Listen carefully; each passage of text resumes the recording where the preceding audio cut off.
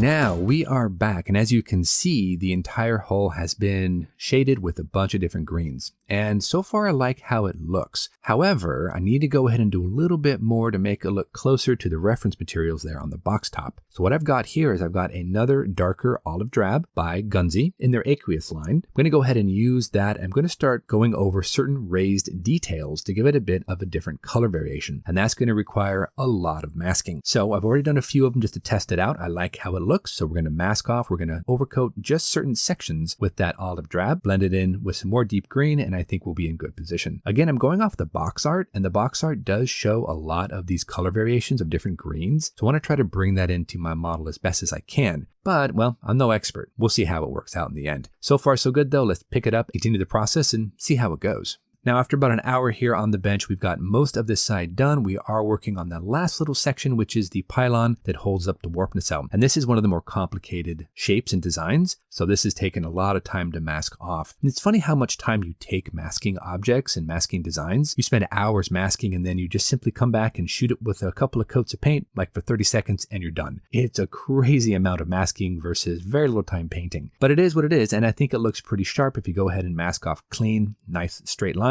It's just kind of crazy to think about. But remember, whatever we do on this side of the hull, we have to do on the opposite side as well. So we're not quite out of the woods just yet. After this is masked, we'll paint it and then we'll move on to the other side and we'll continue the same process. All right, and as you can see, we've moved along the hull. Our last little section here is, of course, the pylon between the hull and that warp nacelle. We are almost done, and this has been very, very tedious. It has been hours out here on the bench, masking, airbrushing, letting it dry, masking the next section, airbrushing, letting it dry, and just keep moving systematically along, hitting all those high points, all those armor plates, just as we have on our references, which is the box cover. It has been very tedious, but honestly, I think it's coming together. So we're gonna go ahead and finish off this section, and then we're gonna flip it over and we're gonna work on the undersurface and do the exact same thing. Flipping this over here, as you can see, we've got everything painted. I did try to do a little bit of like marbling down here. I didn't like how it looked, so I did not continue that whole process over the entire ship. I just left it here on the bottom. You're not really gonna see it. We're gonna push through and we're gonna start going ahead and doing the masking on all the different armor plates. Then it's gonna be a very similar style of painting. We're gonna do a little bit more painting with some sky color from Tamiya. We're gonna go ahead and mask off for the dark olive drab. Then we're gonna come back in. We're gonna overcoat everything and blend it all using our deep green. So yeah, we are getting there. This has been a long masking session and we're not done yet. So let's just pick it up, finish off the bottom and move on to the next section. And through the magic of editing, we have now completed all of the green colors. We've got a nice base coat of deep green. We followed up with some sky. We followed up with some olive drab,